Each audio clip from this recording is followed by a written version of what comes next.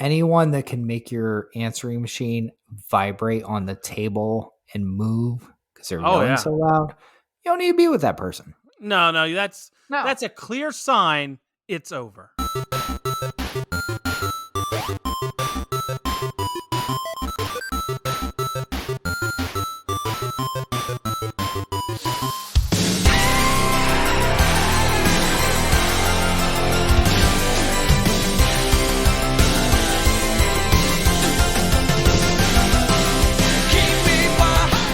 Do you love the movies? Did you love the search for the perfect rental on a Friday night?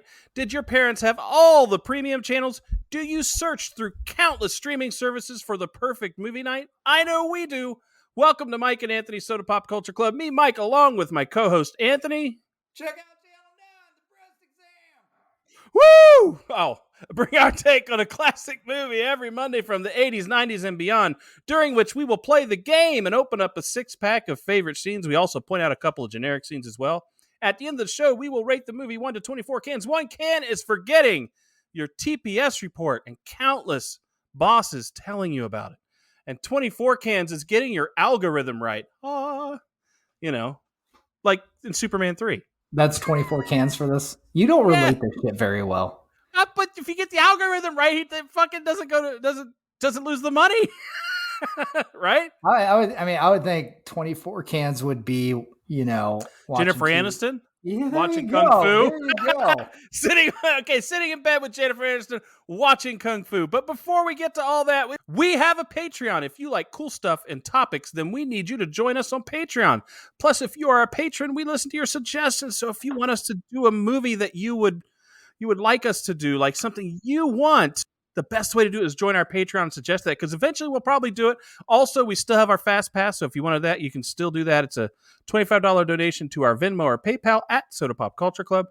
And we have a goal that we want to get to of 10 patrons by October, so we can keep making this magic happen. Not only do we have a Patreon, we also have a website, sodapopcultureclub.com. You can buy some merch, make movie suggestions, and see our schedule. A couple more things. Don't forget to share the show with your friends. Check out our Instagram at Mike and Anthony, where we post tasteful pics of Anthony's feet, reenacting famous scenes from movies. So there you go. Shit, I gotta trim my toenails first for that. No, because the next one's gonna be like Alien or some shit, so you're fine. Actually, we do post clever memes sometimes. I actually forgot this Monday, so if I forgot, anybody can email me and tell me how shitty I am. I gotta go into a tangent before we start, just so you know. So okay, let me get through this. So, and those, like I said, I post memes on there that go along with the movies we we discuss. Finally, we need you to go to Apple Podcasts and hit us up for a 5-star, any star review really, and a comment. It would be super duper awesome, and it helps us grow the show on that platform. Anthony, what do you have to say? All right, so how often do you clip your toenails? When my wife says clip my toenails. So she notices them and you don't? Well, I'll let the big toe, my other ones don't really get that long, and my big toe will get really long, and she'll be like, dude, You need to clip that. And I'll be like, okay. See, and I just wondered because, and I know this is like totally random, but I feel like it's one of those things that I don't clip my toenails nearly as much as I should. And no, we don't. We don't, but I will tell you though, part of my thing is, it's not an excuse. It's just, it is what it is.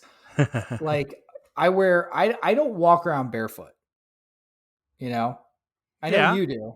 I am not one of those barefoot walkers in the house. I don't do it. I wear socks in bed. Okay. That's weird as shit. I want my fucking feet covered. I just always do. Okay. How do you play footsie with that? I mean, I can't, because apparently my talons will scratch somebody if I do, because then I notice it's just like one of those things, like, and you don't look at your toes. You know what I mean? Yeah. Like, you said, like, you shower and stuff. You're not like staring at your feet, especially if you're wearing socks or shoes like me.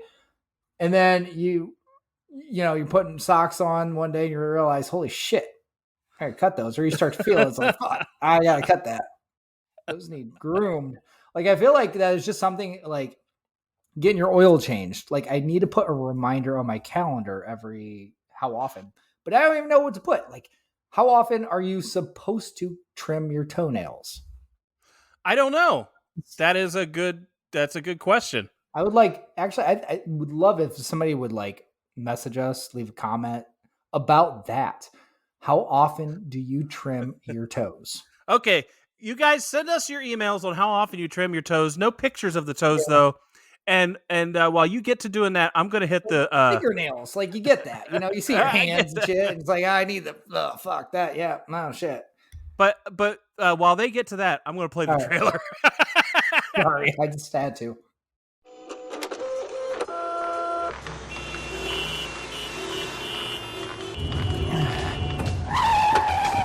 From Mike Judge, creator of Beavis and Butthead and co-creator of King of the Hill, comes a movie about people who go to work.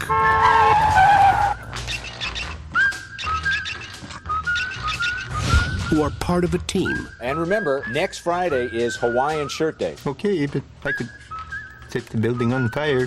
Who respect their boss. We need to talk about your flair. Well, I have 15 pieces on. 15 is the minimum. Brian, for example, has 37 pieces of flair on today. And a terrific smile. And need to escape. I don't like my job, and I don't think I'm gonna go anymore. One of these days, I just kick this piece of...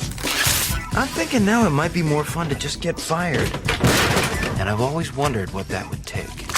Oh, Peter, listen.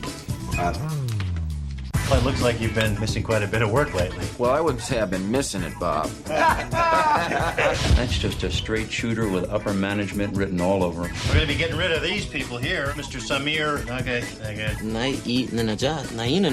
going to work here anymore anyway. You haven't been showing up and you get to keep your job. Actually, I'm being promoted. Thank you, Bob. This is a suck. They're gonna throw you out on the street so that Bill Lumberg's stock will go up. It's completely unfair. Initech deserves to go down. We're just the guys to do it. Tell me about that virus you're always talking about. The one that could rip off the company for a bunch of money. I'm not going to do anything illegal, Peter. Illegal? Samir, this is America. The worst they're gonna do is they put you in a white-collar minimum security resort for a couple of months. You know they have conjugal visits there? I might be showing them my O face. Oh. They let you have sex with women? They sure do. Okay, I'll do it. Office Space. I know you've been getting pretty depressed about your job and everything, and so I just wanted to tell you, good things can happen in this world. I mean, look at me. So, Anthony, that trailer, listen to that trailer. Did you hear the one thing I didn't think was in the movie was where he said, I think I want to try and get fired? I don't think that's in the movie, is it? That's not in the movie. And the other thing I heard that's not in the movie is fucking Fat Boy Slim. Oh, the Rockefeller skank. Yeah, what the hell? Is not in there. Well, but they put that on everything, didn't they? I didn't like that, though. Yeah. Yeah, I don't this like movie is about gangsta rap in the background. But there's a whole thing about that. I don't think I put it in the facts, but the studio did not like that. That they had gangster rap in there. Well, the studio was fucking wrong, like they usually are. Yeah, they kind of were wrong. I mean, this movie, it's not like this movie went gangbusters. But anyways, when did you first see this? When did you have a job like this? God. So yes, I definitely did. We'll get into that more too. I am trying to remember the first time it's funny because like this movie, it's hard to remember the first time I saw it because I've seen it so many times. I mean, this was like 99. So this is like, I was in college. Yeah. Which is perfect for this. Right. And like, I really don't remember the first time I saw it, if I rented it or what the deal was. All I know is once I did, I watched that motherfucker like crazy. Oh, yeah. And I'm sure I probably irritated people watching it. You know, yeah. I don't remember, but I swear to God, I feel like it was probably like something like the girl I was dating at the time was so sick of it kind of thing. Like one of those movies. Oh, yeah. You know, because you wanted to watch it all the time. You're saying the kind of movie that made you break up with your girlfriend? Or made her break up with me? I don't know. Okay, like I was never, well, not say never, no. I'm not the douchebag that's playing video games all day, ignoring your girlfriend. Thank you. I would be. Well, you are, yes. I would have been the guy wanting to watch the same movie over and over that I loved. Yeah. Let's say that. I'm both. No. I can do both. I know you can. Yep. I'm versatile, as they say. Double-sided. Well, at this time, I had. I will say that when this movie came out, I did not watch it in the theaters, and I kind of took to it like a lot like I did The Big Lebowski. I think they both have that quality where there's so much that you can relate to and you enjoy, and it's super funny. Yeah. And I started working in like a call center type of situation back then, about that time. So that really, when I started doing that and seeing that culture, it really hit the cubicle thing, Right. wanting to see a fucking window. I mean, accounts payable. Mike speaking. Just a moment. Just a moment, please. But it was one of those things where once you got it and you saw it, it hit really good. And I think that's the thing with this movie is I think that's why it's so popular is because it wasn't like because people didn't understand what it was at first, but once it got around after it hit its theater run, it was like I'm sure that was when it became like the most popular thing in the world. Two things with this. One, when you say that, I don't think it's that people didn't understand or get it. It just wasn't. It wasn't pushed when they were. It's a Mike Judge movie, first of all. Yeah, he did Beavis and Butthead. Like this isn't going to be like Tom Cruise is in this. We're gonna promote the shit out of it. It's Mission Impossible. You know, they didn't have. It's one of those kind of movies. It's your like employee of the month, like those types of movies. Your gotcha. comedies. You know, those aren't getting like a shit ton of publicity. No, they're not. Then, this one, actually, you're saying that they got Jennifer Aniston, so they had a big name actor. On the film, that was it. But even then, it's like that was still early for her. Yeah, true. So, you know, you've got. I mean, Friends, those pretty Leprechaun big. didn't fucking break box office records with her. Yeah, by '99, though, she was pretty much cemented. Right, but you know, so it's one of those things. Like, and people, it hits that sector of people that are Love but that. then once you see it and you get it, if you get it and you know then now you said Mike Judge, you Beavis and Butthead. Have you watched the new Beavis and Butthead? The movie? No, the new episodes of Beavis and Butthead. I've not watched the new episodes yet. I watched the new I have watched a couple, and I'm just gonna say they're pretty good. I enjoy them, but my favorites that I have in the past, the one that I like the most is the coffee shop Cornolio. I am the great Cornolio. I am Cornolio. I need TB for my bungle. And then he drinks that latte. That's the greatest. Don't get me started because I will go full into that is my favorite Beavis and Butthead ever. Like that is, you know, I grew up on Beavis and Butthead back when they were on Liquid Television. Yeah. Like that, you know, that's a long time. Yeah, that's from the original. beginning. So the OG. The OG, yes. So, who do you fear? You, Mr. Skora? Like that shit. Okay. So, the thing is, and so I haven't seen the new episodes yet. So, but I saw the picture of them. So, they do not have AC/DC and Metallica shirts anymore. I thought they did. The picture I saw. They did. They did. The picture I saw like on Paramount Plus of them. Yeah. Just plain t-shirts. No, just like the lunchbox I have sitting right here in front of me, actually. Plain t-shirts. I thought they had AC/DC and Metallica, and they don't riff on videos anymore. They riff on reality TV and YouTube videos and shit. That is awesome. Yeah, and like TikTok. That is a great way to bring that back, actually. That's fucking brilliant. I know, it is fucking brilliant. It is brilliant. That really is. This is... I want to watch that. I haven't had a chance to, but... I want to watch that now because that is a perfect time to bring them back. It is. It's excellent. And I think you should go watch it. We need Beavis and Butthead now. I think we should do I think we should watch these and do a podcast on that actually. We may, and that would be a bonus content maybe. So, what we need to do now though, you know what time it is. Do you know what time it is? I do. It's the game time. Game time. Now it's time for the game. You know the game. The game is where I'm going to read 3 reviews. 2 of them are real. 1 of them is fake, which I have made up. and Anthony has to guess the fake review. You too could play along and see if you can guess the correct one or be fooled one way or the other. Someone's got to be a winner, and hopefully it's me today. Are you ready? I already told you I was. Well, I don't believe you. Anyways, here we go. Bob Fenster of the Arizona Republic. So much dull non-humor. Rahad Jackson of the San Francisco Chronicle. I would have enjoyed this movie a lot more if I had a conjugal visit during it. Michael Wilmington, the Chicago Tribune. Drably shot, unimaginatively written, and shallowly acted. Those are your 3 choices. Can I have those one more time? I'm sorry. Oh, really? All right. Bob Fenster, Arizona Republic. So much dull non-humor. Rahad Jackson, San Francisco Chronicle. I would have enjoyed this movie a lot more if I had a conjugal visit during it.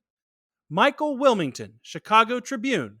Drably shot, unimaginatively written, and shallowly acted.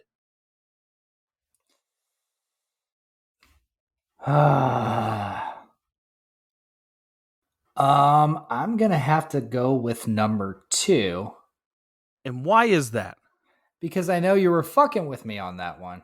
Why do you know I'm fucking with you? Oh, because I do.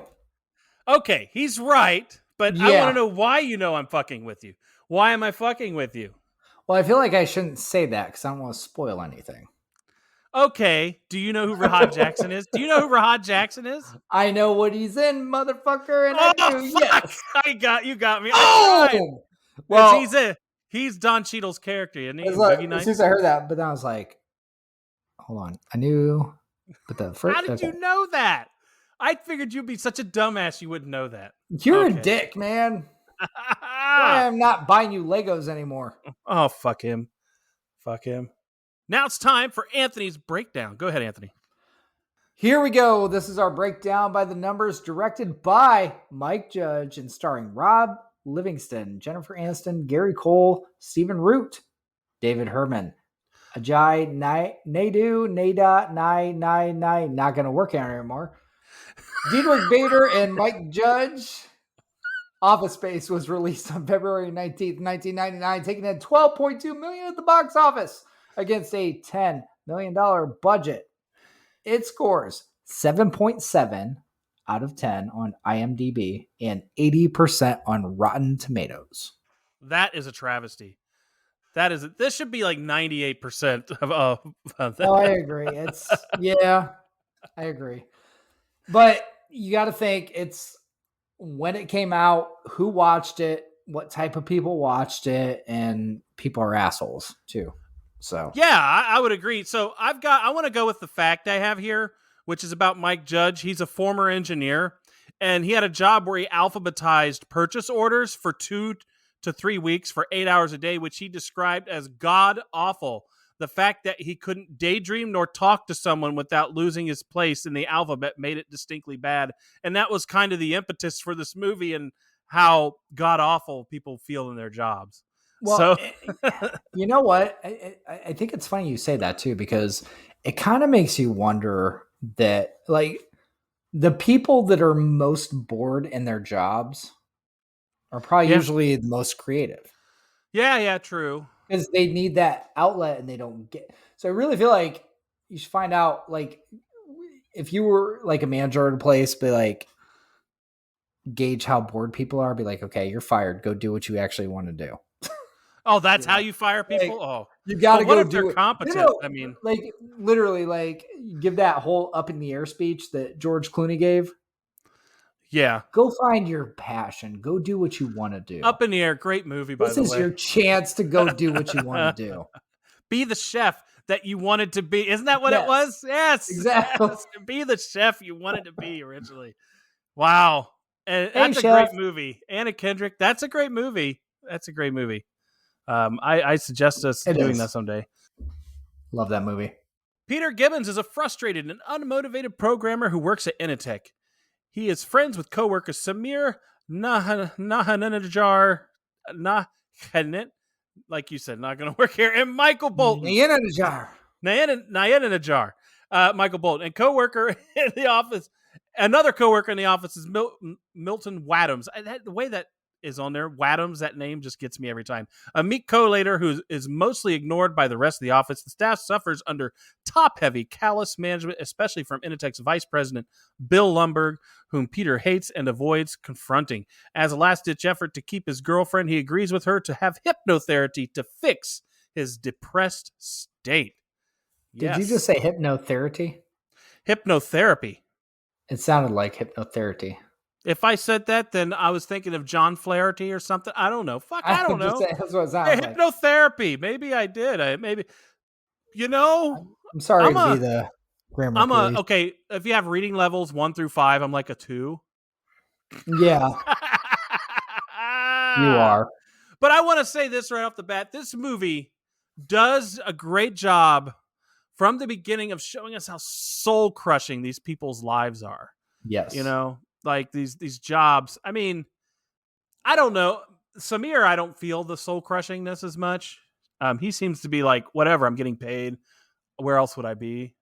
But Michael Bolton and Peter are just like, they hate their lives. They just hate their fucking lives.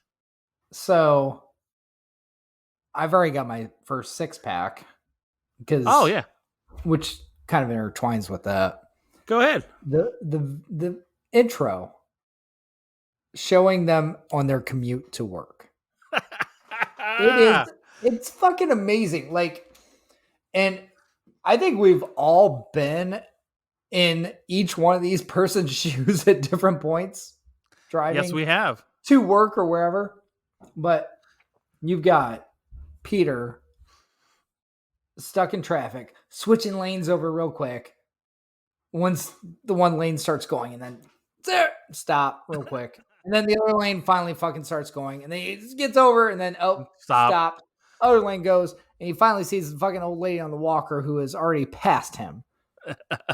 And then this movie, I will say this about that: this movie has single-handedly made me just stay in a lane from now on. Oh yes, because you're like, you're not. It's just like fucking dickheads like passing you. It's like you're not going to get there any faster. It's going to be what it's going to be. But then you got Samir just ape shit road rage. I don't know how his steering wheel didn't rip off his fucking dad. But he's doing it to himself. He's just like, fucking shit, forget, fuck, cocksucker. And then we got Michael busting out gangster rap, but all of a sudden the African American walks down past him. He's like, oh yeah, just turn that down and slowly lock my door. And as soon as he walks past, he looks in the rear view and turns it back up.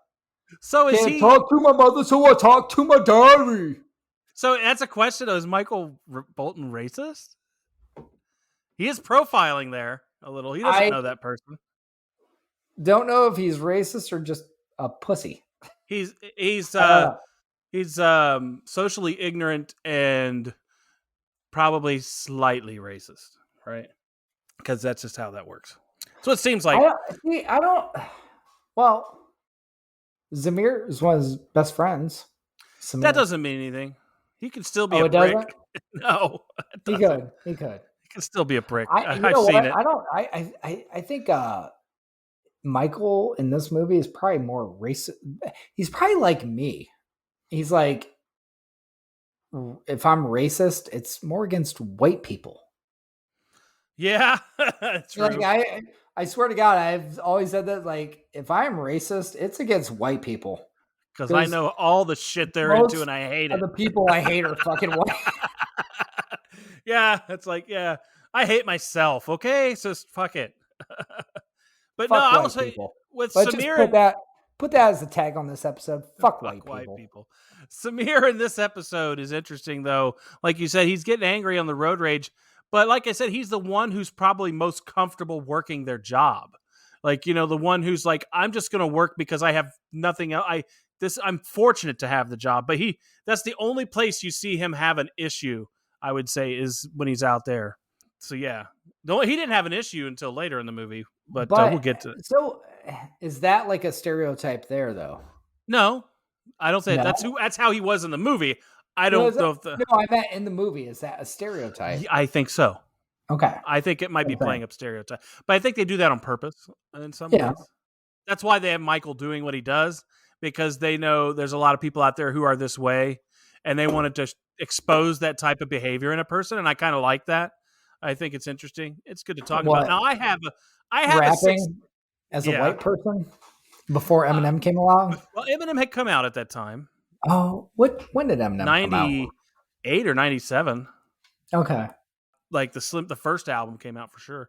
Now I do have a 6-pack here I want to go to, and you know what it is when he has Lawrence over, and Lawrence asks him, well, "What do you want?" You know, the question: if you had $1 million, what would you do? And that's what you should be doing in life. And Peter says, "I do nothing," and he says, "Well, shit, man, you don't have to have $1 million to do nothing, right?"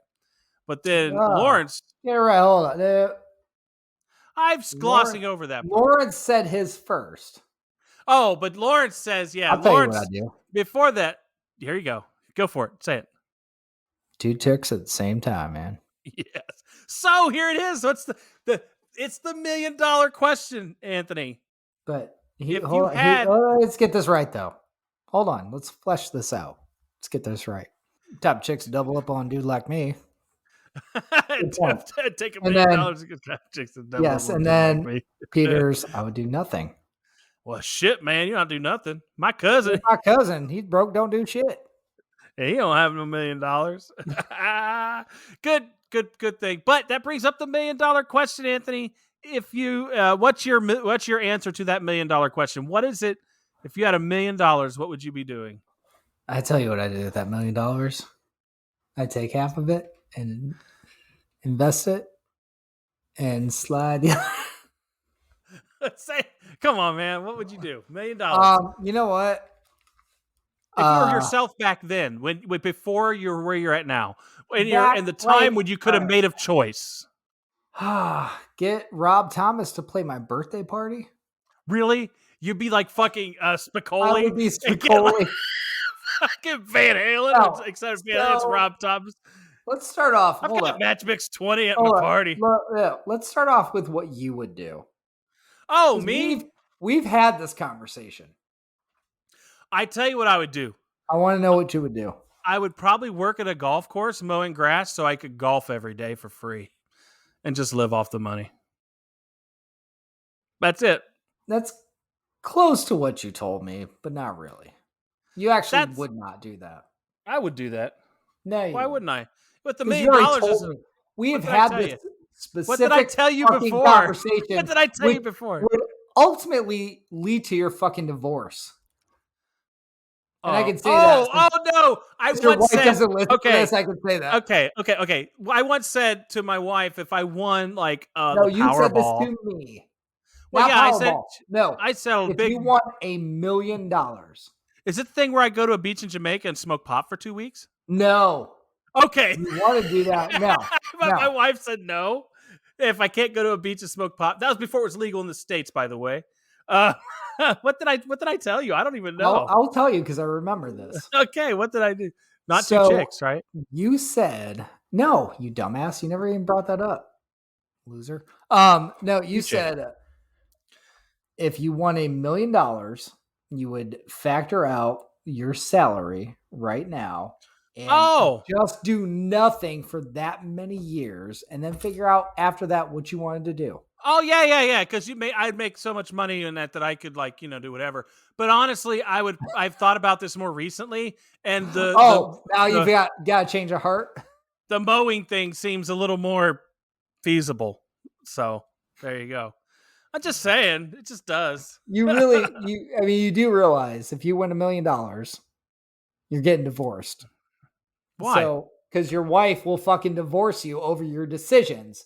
On top of that, you're going to lose how much in taxes and then how much in lawyer fees because you're getting your ass divorced. I wouldn't be. And what you're going to have to give to your wife. You ain't going to be left with that much. Well, considering dipshit, we didn't have that money the whole time, I probably wouldn't have to give her any. However, she makes way more money than me. So that's probably not the point. equal out. Hey, that's alimony. That's Oh man, you still don't get it. You don't get life. Yeah, whatever. So You'll get it. anyways, You'll get it when you're dumped. I can tell you $1 million, which again, are we talking $1 million or after taxes? I'm going to say you have $1 million $1 clear million, because it doesn't seem sounds right. reasonable. Yeah. Because back then they weren't thinking that. When he said that, it was like, you have $1 million. That's what I was thinking. What would you do with that if you had that? Yeah. You know what? I feel like, and honestly, it's hard to say because I really feel like if you came into that kind of amount of money, for me anyway, the first thing you're doing is shit. I got to plan this out. You know? Yeah. It's not, I'm going to piss it away like lottery winners do and shit. They're like, oh shit, let me get that gold chain. Oh, look at that. Wrap me in some ice. You know, Buy 6 motorcycles. Right. And 6 garages, one for each one. But no, it would more be like, no, fuck this. Need a financial planner. You're thinking too deep on this. I I'm not thinking too deep. A blowjob in a joint. It would be Are all you you asking, really need. if you're asking okay, what's a big thing a big purchase you would make? How about that? Oh, One impulse buy for yourself. I would probably, I don't know, maybe I might get one of those new Corvettes that look pretty cool or a new electric car, one of the two. Either I'm going full on gas guzzler or super eco-friendly. Okay. That's it. See, I could give 2 shits about cars. Well, but I go to work every day still. You know, I'm saying, I am not a car person. Even if I won Mega Millions, I could give 2 shits about. I avoided saying what I probably would do because you just piss on it. So I'm not going to do that. I would not piss on you getting an Allie Larder sex doll or Allie Larder for that matter. Or a cruise, as I was going to say, or very nice cruises. Or your own cruise ship. Oh, those things are like $400 million. All right. So that's good times. $1 million. Now we know that you'll go out and get a bunch of hookers. That's what I think you'll do. I won't. I would do. I'll tell you right now. Actually, I will say this. I will buy a meet and greet with Rob Thomas at a concert. I believe that. How about fucking 100%. That's what I would do. Because I'm like, I want to meet Rob Thomas and hang out for a few minutes with him. That's it. I would do that. That's what I would do. That would be my splurge buy. I'll tell you what, if I won the Powerball, I'd buy you an afternoon. Anyways. All right. Now that is friendship right there. And I might even pay him enough to do it half naked. Let's see. I don't want that. That's fucking weird, dude. Well, I don't know how much your love goes, how deep your love goes. No. I want to have a beer with Rob Thomas. Okay. That's it. Okay. Nothing nakedness, you fucking weirdo. So I want to get back to this though. A couple things I want to go over was the hypnotherapy. That was interesting. The whole way he gets to the not caring bit. Yeah. That was kind of cool. When I watched it the first time, I thought that was clever. That the therapist has a heart attack? Yeah, an angina right there, right in front of him. Right there. But I thought that made sense as to why he would be the way he is, because he never got taken out of that. And I wonder if he got taken out of that, would he ever be as good as he is now? That's what I always wonder on that, because he kind of is out of it, but not fully, even at the end. So, what was it? We'll see. Now, the answering machine, that was one of my favorite parts. After the next day when he wakes up and he has, yeah. And then his girlfriend breaking up with him, of course. Yeah, that's. So I'll let you know, it's not a half day or anything. So yeah. Well, yeah. I'm telling you right now, anyone that can make your answering machine vibrate on the table and move because they're yelling so loud, you don't need to be with that person. No, that's a clear sign it's over. Yes. That's a clear fucking sign it's over. I've been cheating on you! It's over. So Peter begins dating Joanna from the restaurant next door, Tchotchkes. Meanwhile, a pair of business consultants, Bob Slidell and Bob Porter, the Bobs, are brought in to help the company downsize. Peter shows up to work with his new outlook on life in a nice Hawaiian shirt and quickly impresses the Bobs with his straightforward manner, earning him a promotion. Holy fucking shit. Meanwhile, Milton is continually moved around, eventually relegated to the basement. On top of this, his favorite fucking stapler has been taken from him. What a bunch of crap. This is the meat of the story in the whole movie right here. Yeah. Took Milton's stapler. Son of bitches. That is, the funny thing you say that, but is the whole movie was based on shorts that were the Milton Chronicles. Yes, Milton. Yep. Yeah. So really it is about him, but it wasn't the best story in the movie, in my opinion. But at the same time, he helps make that movie. Yeah, he's the one who makes it. Yeah, he's the payoff. If Milton is not in that movie, it's still a really good movie. But you need Milton to do the turn down. Great. It's not what this movie to me, I will just say, is like I love this movie, but yeah, all the little things, the O face, like all these different characters, like you don't have this movie without all those little pieces and these different characters. Obviously, I would agree. The main characters we focus on, but if you don't have Lawrence, jump to conclusion mats, yes, the Lawrences, all that shit, like it's not the same movie. They did a happy great job. Guy at Tchotchkes. Who's the guy? The Todd or what? Yeah, fucking Todd. If you don't have him, or the manager. Yes, the manager is fucking Mike Judge. I know that. Okay, or the manager. I want to go into my 6-pack though for this section, Right. and that's the Bobs, and their whole thing. What do you actually do here? Just call me Mike. When they're talking about Michael Bolton, and they give him that, just call me Mike. I celebrate the guy's entire catalog. And then with Peter, and this is a big what if. This is a big. What if we had as many as 3 people? That was their whole thing. I think. Well, what's his name? It just knocks it out of the park. I mean, McGinley. Yeah. Yes. I mean, he was great in fucking Point Break. He's great in this. Sorry, your favorite movie? I'm not. It's not my favorite movie. It's one of. But I know. Hey, actually, Scrubs is a great movie for him, or a great show for him. Great in everything he does. Yeah, he is. It's kind of weird though. Surviving the Game with Ice-T. It's weird how he has this earlier in his career before Scrubs. He had those weird action movies in there. But he's really a comedy guy when you watch him. He is, for sure. But he did those roles that were not comedy, so you're scratching your head. No, he can do both.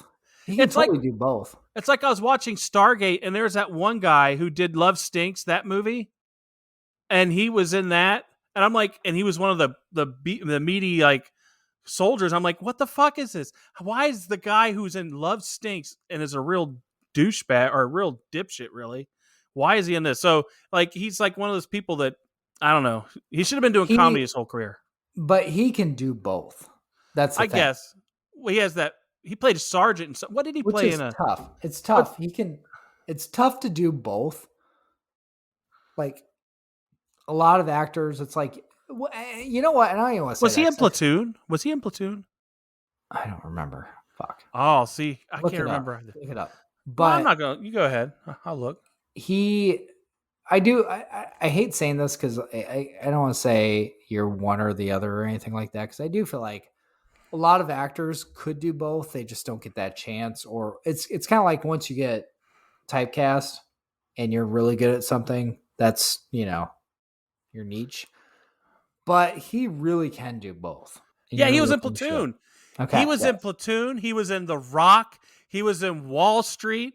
I'd say he's in a bunch of movies that just don't make sense for what I think of him now. But he's really good in all of them. Because of The Office and Office Space. Scrubs. Scrubs, really, when you think about it. He was in Seven. I mean, he's in a lot of, like you said, he was on Surviving the Game, on Deadly Ground. I mean, how many? Highlander 2, The Quickening. I mean, fucking A, man. Guy has a IMDb that's so strange. but he's excellent.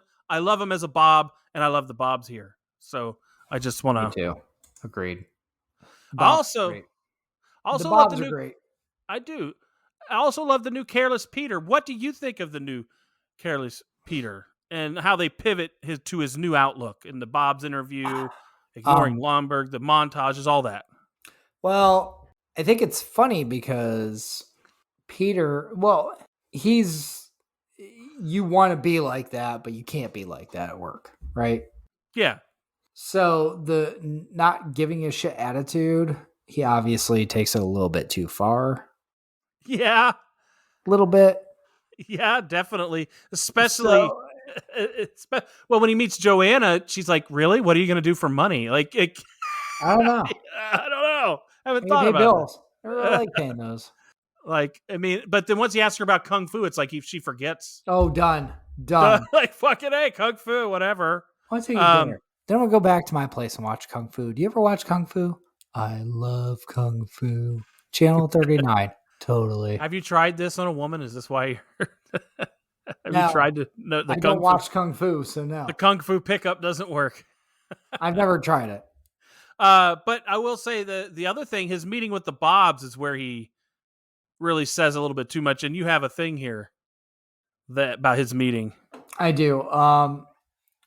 I just love how true it is.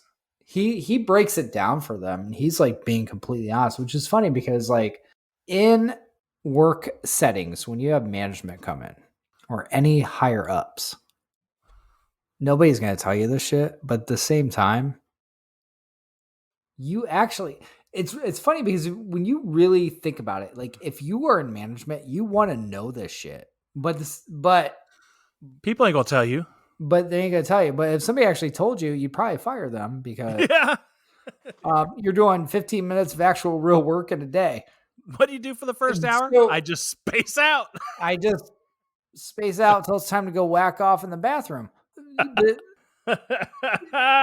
There's this whole, it's almost like a hidden game or untold truth between management and the peons, where they know the peons are getting away with shit.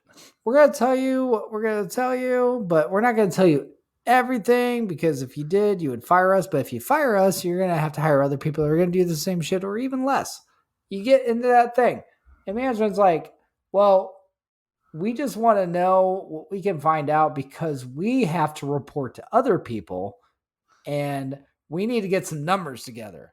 So that we can decide whether we want to keep your job. So if tech's moving enough, couple more units, I don't see shit, Bob. Couple units, it's fine. It's all good, Bob. And Bob, thanks for your time. So yeah, but really, like the 15 minutes of actual work in a week is kind of funny because how many people have you ever worked with that you actually that describes them? Okay, I got one for you. This is a good true story. They just got fired as well, but not for that. I guess when I was on my vacation, they said some sort of slur to somebody and got pulled into an office and were warned not to do it again. Then they called somebody a piece of shit. And the person who was called, here's the funny story about this. And this is a good story for everybody out there to remember that just because the person who you called the name doesn't care, doesn't mean someone nearby doesn't hear it that does care what you say. So they called somebody and somebody else said something and they were fired. But here's the thing. We all it was kind of a joke that this person would sit and do nothing all day. And the way my job works, you can sit in what we call a task. And I guess they were sitting in one task, which I take about 3 minutes per task. Think of it that way. She was sitting in them for 2 hours. So wow. So and she would walk around and talk to all these people and really do nothing all day. So and you see someone like me who does like too much. I feel like I was doing too much work, and obviously they were doing not enough. So there you go. But it's funny. That's kind of the balance of everything, isn't it? Well, yeah. Well, when it comes down to it, I'm at the top of the center. Like I'm in the top 5 associates. So therefore, when there are awards handed out, I'm most likely getting them and they are not. So that's how that works. but when people are actually just fucking, it's not even killing yourself. If you're just fucking working and everybody else is, takes so much fucking stress off everybody and shit's getting done. But you don't ever have that. You've got people doing 15 minutes of actual work in a week. That person, I can guarantee you that's all they did. And that's what I'm saying. Like, and I've known people like that too. I'm just like, what I always fucking hate is the talkers. This is one of them. The people, because they're taking time away from you, doing your shit. And it's so hard to get rid of them. And you're like, it's because you don't want to get brought up on charges by assaulting them to get the fuck out of your way. Why do you think we do this podcast remote? Oh, I know. Good question. I'd be bitch slapping you left and right. Yeah, I got something. Go ahead. That's all. It's just like, you see this. That's why I love this movie, because I'm like, fuck, like I know these people. I've worked with these people. But what I love, the Bobs still, here's another thing. When the Bobs are talking to Lumbergh and the other guy, and they talk about fixing the glitch with Milton is I love that, where, somehow I don't understand how Milton was let go, but still kept receiving a paycheck. I've never heard a company accidentally do that. It's a glitch. And I like how that's the glitch they fix, is the paycheck, not sending him home. There has to be some sort of legal problem there in the future. Because if he got hurt there, how they would be responsible. I do know that, for letting him come into the building. Anyways. How's he gonna get hurt? Well, I don't know. Walking down the stairs to the basement, probably. They put him in the basement. That's he ain't going nowhere. Yeah, he could get hurt though. He's Milton. He's not gonna get diabetes. They don't let him have any diabetes. Cake. So yeah, they don't let him have the fucking cake. But I do love the pivot by the Bobs though. When they're talking about Peter and Lumbergh pushes back, and all of a sudden, they're like, it's just a straight shooter with upper management written all over him. And they're like, and then they're all Lumbergh, well, how much time do you spend on TPS reports? Yeah. I feel like we have not recognized that enough yet, and we need to. What, Lumbergh? Yeah. Yeah. It's so funny, because that is really one of the most quotable words in any movie. Yeah. Everybody knows what Bill Lumbergh is. Yeah. Yeah. That is. Yeah. I'm going to have to ask you to. Yeah. Coming Sunday too. Yeah. I have a fact from here. And it is about the PC load letter scene. It was not scripted. David Herman had more lines to say to Ron Livingston, but he was interrupted by the photocopier jamming and didn't understand what the error message meant. So he was supposed to say something else, which is so fucking real within the real, right? Like, it's the real. That is awesome. I love that. Such a great scene too. And I just love it as it is. Knowing that makes it extra awesome. What the fuck does that mean? So that's a great ad lib. It just shows you how good these people are at what they're doing. Tired of being mistreated, Peter, Michael, and Samir decide to take revenge by infecting Initech's accounting system with a computer virus designed by Michael to divert huge numbers of fractions of pennies into a bank account similar to Superman 3. A glitch in Michael's code takes too much money and causes them to panic. Trying to come clean and be the bigger man, Peter returns the money with a note explaining everything. However, before anyone finds the check or note, Initech is burned to the ground. That is this movie in a nutshell. But it is. I love this part of the movie. I love the promotion of Peter, but I like how at the same time he thinks of how to fuck the company over, because his new "I don't care" attitude would just do that, because they're firing his friends. Like, fuck them. That's right, his new thing. Right. It's like, fuck you. He got triggered. Yes. Yeah, I love that. But I like how. Go ahead. We missed in that one of the best things too. What was that? I'm sorry. I do not know anything about any money laundering.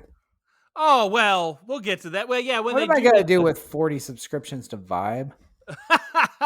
Yeah, like, do they send them all to the same house? That's kind of weird. That would look very suspicious. Well, I don't think they cared that much back then. It's like Columbia House. They just want the money. If You they can order get it, we'll send it. Columbia House, it's not a business for a reason. I would think so. That was not a good business. If you got one, if you got a serious one today, 1 penny for 12 CDs or something, would you do it? Well, here's the funny thing. BMG came about. Like, you guys thought that's a good idea, and then started that shit. Like, oh, look at that. I still don't know how the fuck they made any money. Yeah. I mean, unless this was like, it's almost like a Wish or DHgate. Yeah. The knockoff things where you get it really cheap or make it really cheap or go to the source and do it. So people don't pay. It's like whatever other people will. I don't know. How the fuck did that actually work? I have no clue. Anyway, sorry. Well, I think it happened because they would then, you'd feel obligated with being billed monthly for a thing if you didn't cancel it, remember? Right. Yes. And you feel like you're going to get arrested and like, oh shit, I'm done. My life's over. I'm gonna be in Some jail. people fell for that, and I think that's how they made money. Well, people still fall for shit like that every day. So yeah. So I want to say this. Peter is really good at weaponizing Samir and Michael to rip off the company, and I like how they swear, not to tell anyone, and then Lawrence says, "Me too," or whatever from the next room. I just love how those walls. Don't worry, he's cool. Don't worry, he's cool. Yeah, I just love that. I love that scene. I love that. And what's really great about this, it's the whole scene of when they do the virus. It's like a whole story that they show with the rap and and he's walking and they look cool grabbing all the stuff, but at the end it's like it was that easy, It was, but the whole thing was very like Mission Impossible-esque. Yes. So, but you gotta love that it's like the whole thing with that. Yeah.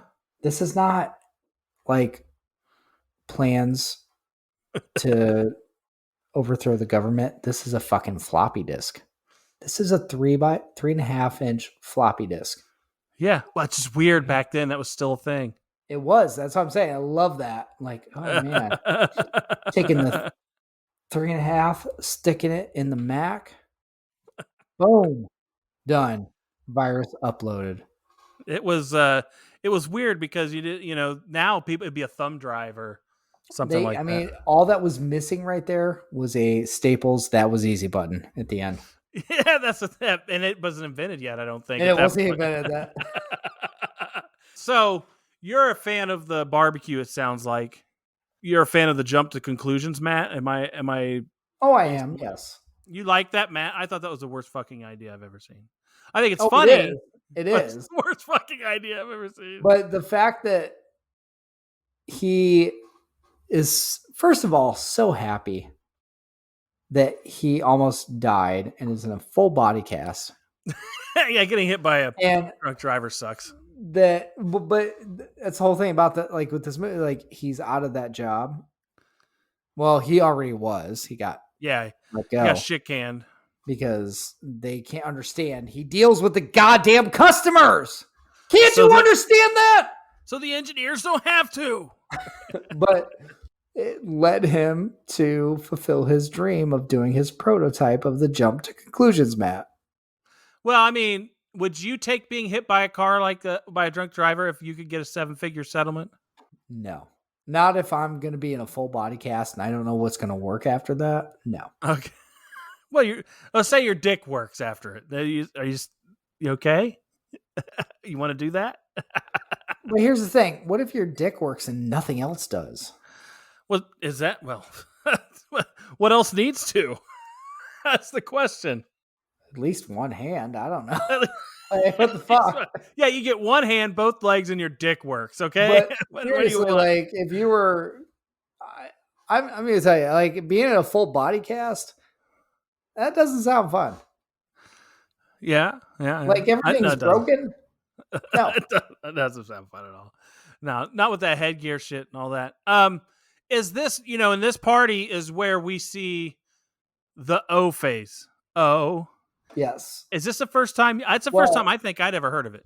We saw it before when they were talking about the party.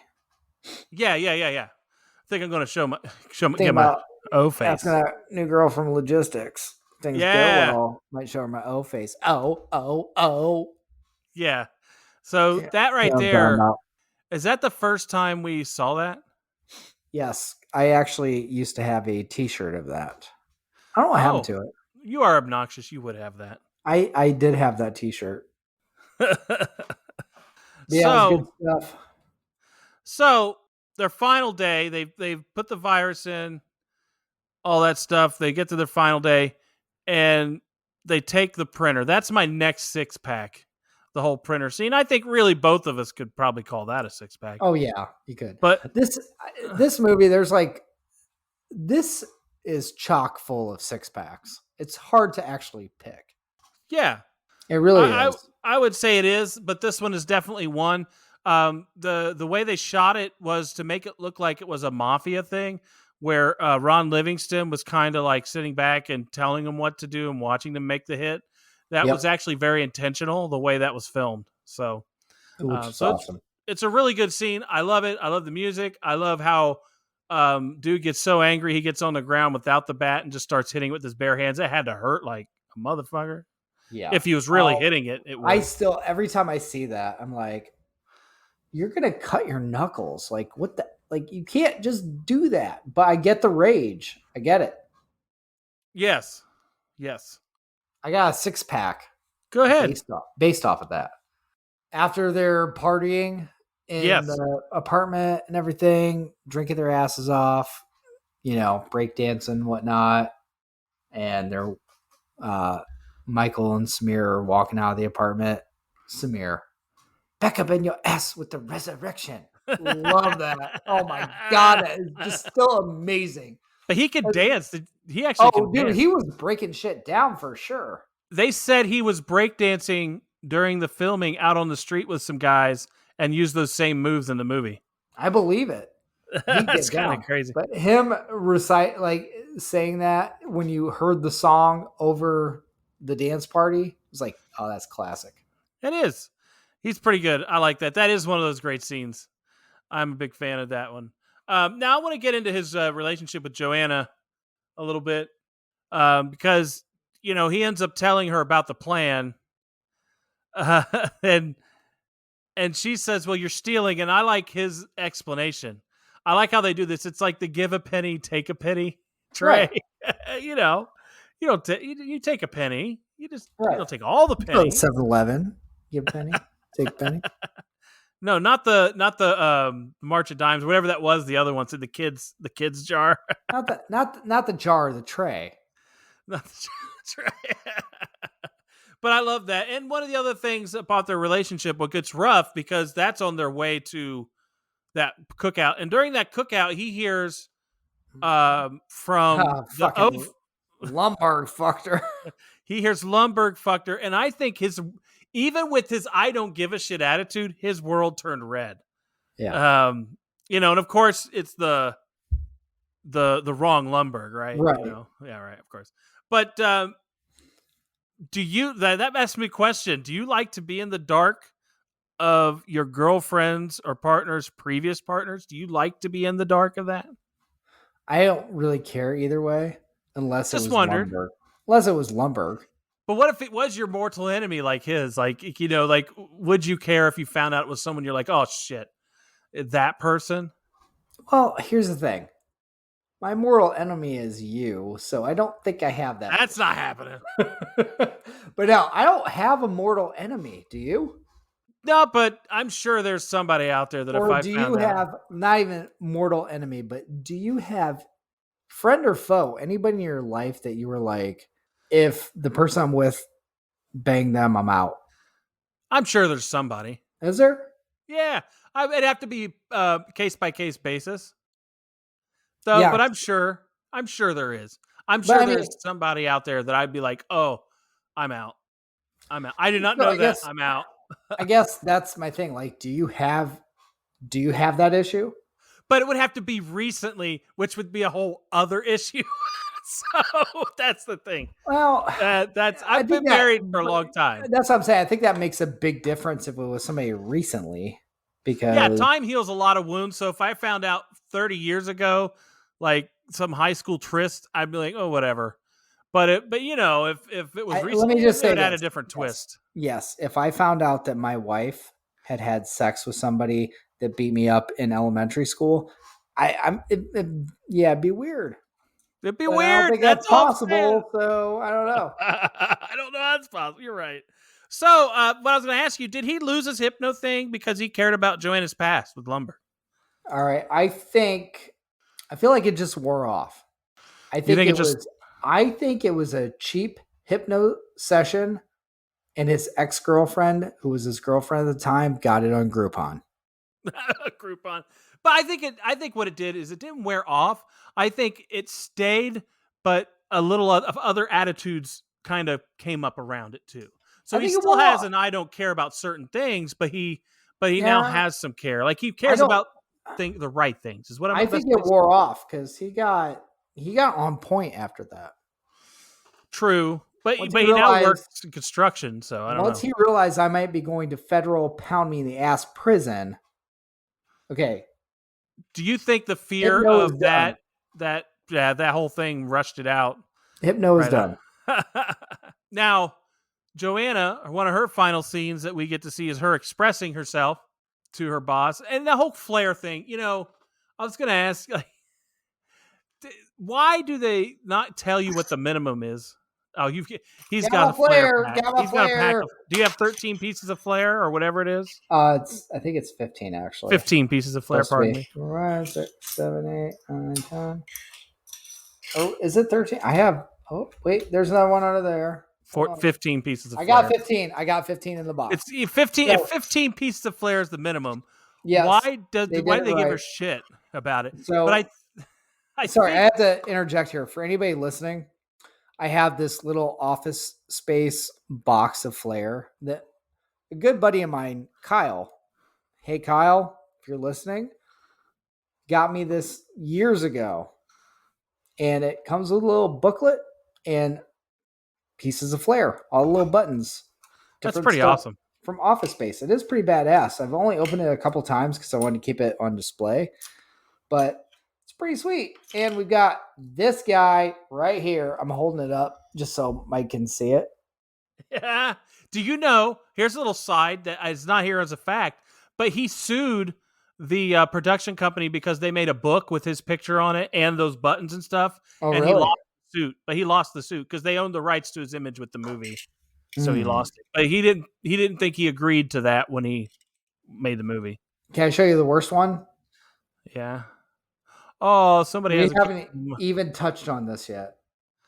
Well, we haven't talked about. Well, here's what I'll go. I'll go into that now. So the cake police bitch is what you're talking about, right? Yes. I think Milton should have eaten the fucking cake. But anyways, you talking about her. Somebody has a case of the somebody has a case of the Mondays. The thing is I don't work a normal schedule, so I don't fucking care. So you don't have a case of Mondays. It could be a case of the fucking Wednesdays. Yeah, it could be anything. Doesn't really matter. Or the case of fuck off. Oh, yeah. But yeah, so that she's the one who has that weird phone voice, and it's just, Corporate accounts payable Nia speaking. Just a moment. I think, when you think about this movie and how it ends, you're kind of happy that a lot of these people, everyone lost their jobs and had to go look somewhere else. In a way. Now, I do like, after he gets angry with Joanna, with the whole, they have it out about Lumbergh, and then he finds out it's a different Lumbergh from Michael. But he represents all that is soulless and wrong. I do like his mea culpa, though, to Joanna. That had a little heart to it, saying he's going to own up to things. It's kind of nice. I think that was the most real part of the movie, for emotions. Probably was. I don't know. Because it's kind of like, I'm really sorry. I'm happy with you, even though I think I'm going to pound me in the ass federal prison for several years. But I want to make up. Well, you know what though? I You know, think look at it that way. he's I'd shown be her that he happy with you, understands. But I'm going to jail. Yeah, but he's saying, I understand what I did was wrong. You were 'Cause I right. took I'm the sorry. Tray, I stole the tray and the jar. I'm going to jail. I took the register. Yes. Actually, I don't know. They did notice the fucking money. That stole is the the one Slurpee thing. machine. They did notice the money was gone. That was interesting. But Well, no, they did because remember they were going to have the meeting the next day. No, because he put the decimal in the wrong place. Well, yeah, So yeah. It came out too quick. This was supposed to be over several years that it wouldn't get caught. That's why it's a 24 if you get your algorithm right, asshole. If you get your algorithm right with the decimal point in the correct place, you're getting to fish for a lifetime. This is why that was another Michael Bolton, no talent, ass clown. Which, another fact, Michael Bolton is okay with that now. At first, he was not happy with this movie, but he is now okay and finds it funny that they call him a no talent ass clown. Because why? He is a multi-platinum recording artist that's made millions of dollars and isn't a no talent ass clown. He can sing actually quite well. He's still a no money. talent ass clown. For comedy's sake, he is. Yes, that is correct. For the people in Office Space and the people that watched Office Space at that age, yes, they would consider Michael Bolton a no talent ass clown. Which, again, I can't, we're saying that, I'm saying that, but we are no talent ass clowns ourselves. But I want to say this.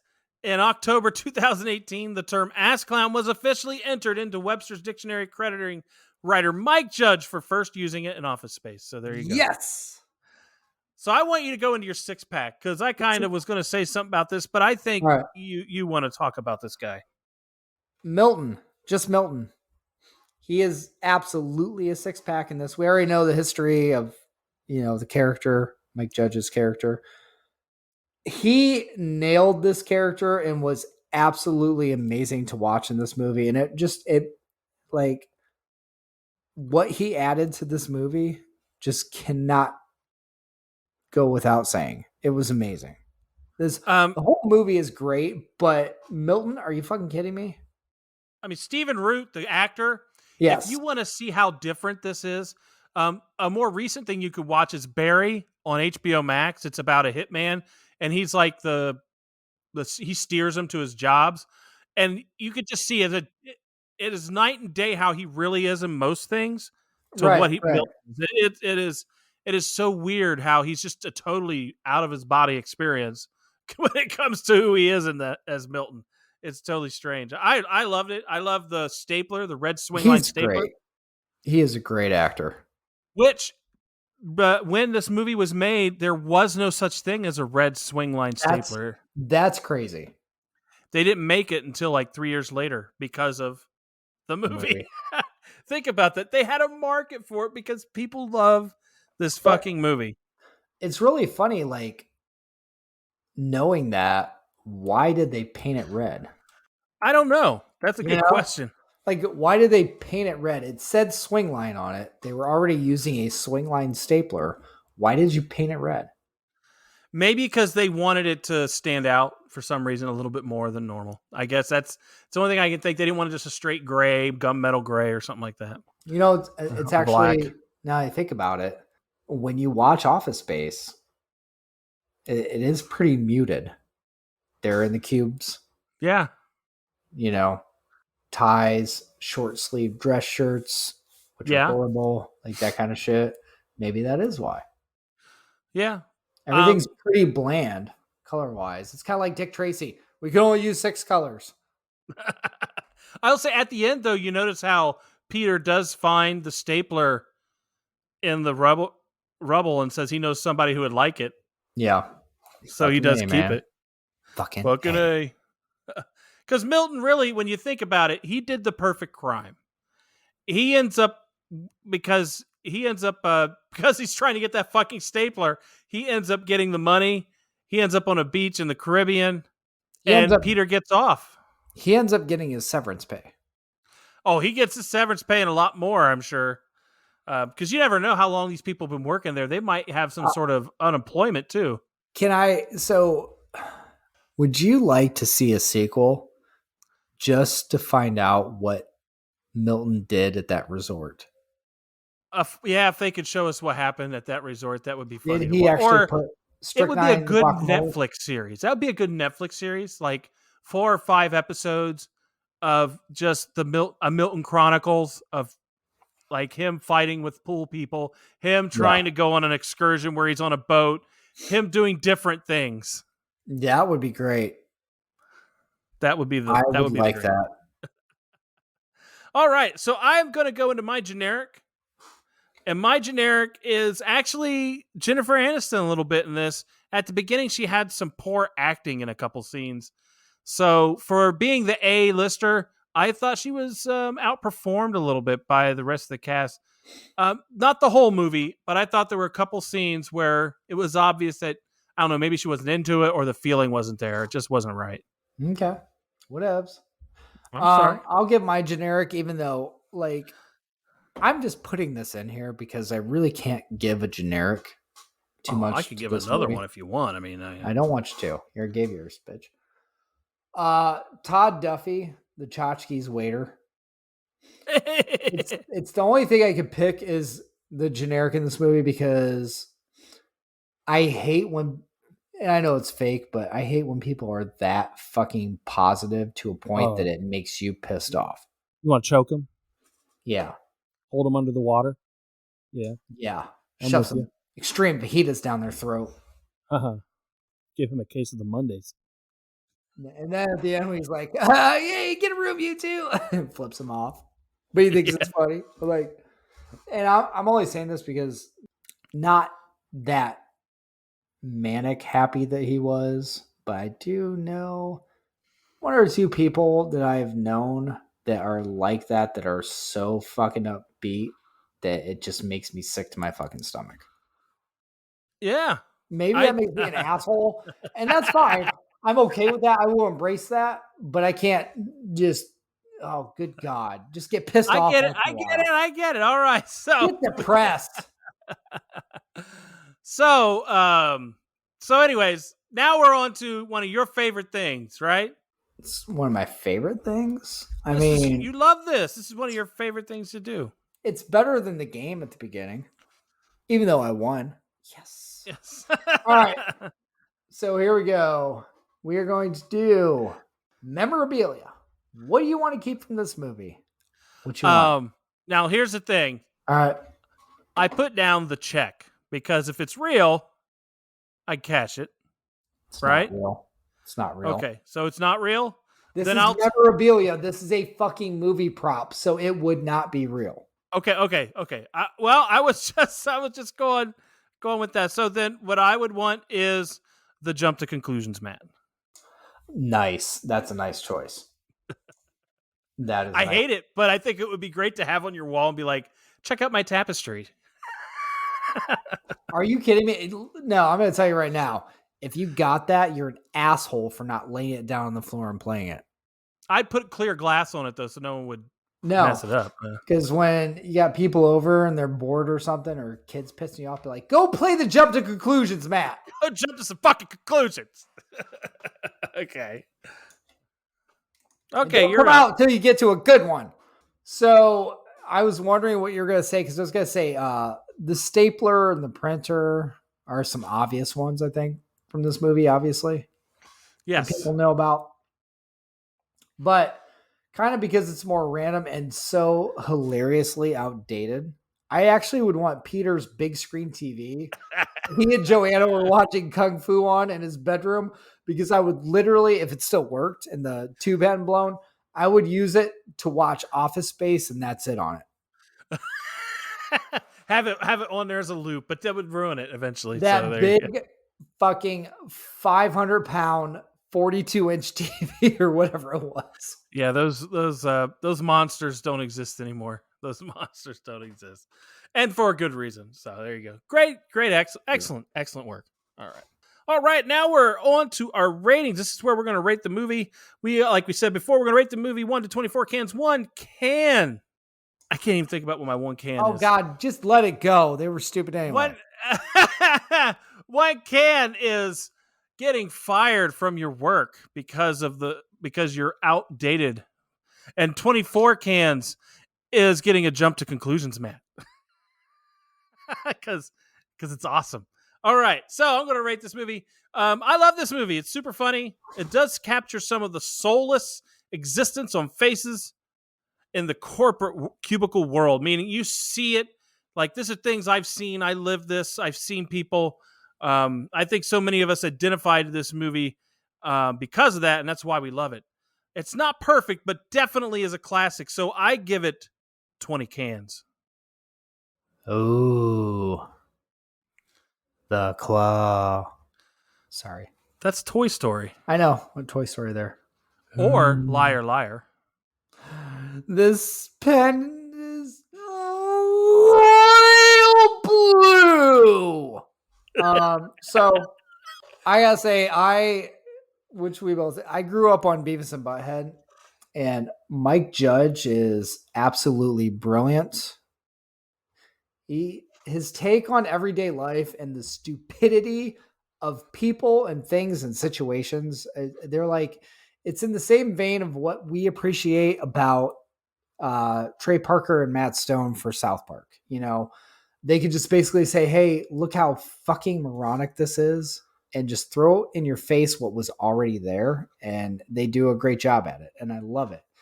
And with this movie, it's, to me, an absolute all-time classic for me and my own personal taste. The best part is literally, other than the clothing and the technology, it doesn't age because it depicts the same mundane bullshit that people still have to go through on a daily basis. And it's fucking hilarious doing it. It is one of the most rewatchable movies to me as well. And even though I could give two shits about watching Kung Fu on Channel 39, I give this movie 24 cans all day long. Woo! All day. It's a 24 for me for sure. So when you put that together, what does that's 22 cans, isn't it? That's 22 cans, yes. And where's that put that in our list of? Let's see here. Has to be near the top. It's near the top. Do we got any other 22s? Mallrats was 21. Yeah. Clerks 21.25. Yeah. It's up there. Any other? I'm just looking to see if we got another 22 average. I don't know if we do. I'd have to say Stand By Me has to be. Stand By Me, we both had at 23, I think. I was gonna say that's like the movie. Let's see here. Got That Thing You Do, 21.5 or 22.5. Sorry. Yeah, it's really good. It's up there. It's really good. Dazed and Confused, 22.5. So yeah, it's one of our better. It's like a top movie. So this is like, if you were going to say, what should we watch this weekend? I'd watch this movie, and maybe what would be a good compliment to it out of this? Dazed and Confused would be a good compliment, maybe. You know, to this movie. I don't know if you're picking out two movies to watch together off of our top list.